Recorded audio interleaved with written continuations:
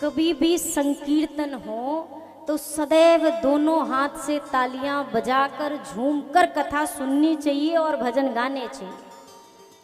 कथा सुनने के देखिए दो तरीके हैं।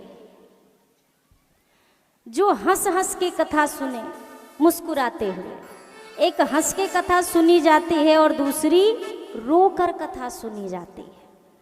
दो तरह से कथा सुनते हैं। जो रोते हुए सुने उस पर किसकी कृपा?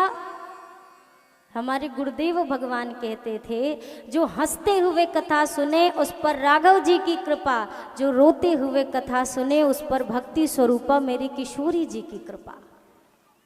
जो हंसते हुए सुने उस पर राम जी की कृपा और जो रोते हुए सुने उस पर किशोरी जी की कृपा।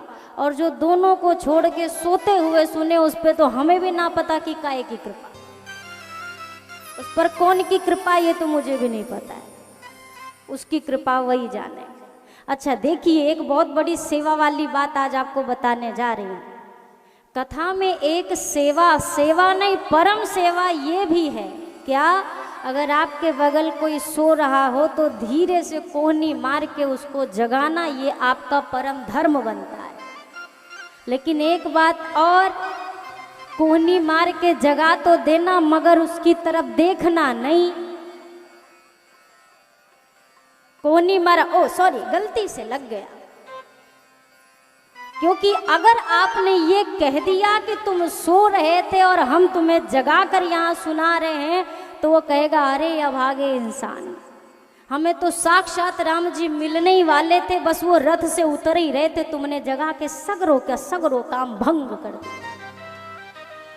तो ऐसा ना उसको लगे कि आपने जगाया, उसको ये लगे कि गलती से लगा, पर जगा जरूर दीजिएगा। और कथा का काम ही है जगाना, कथा जगाने का कार्य करती है।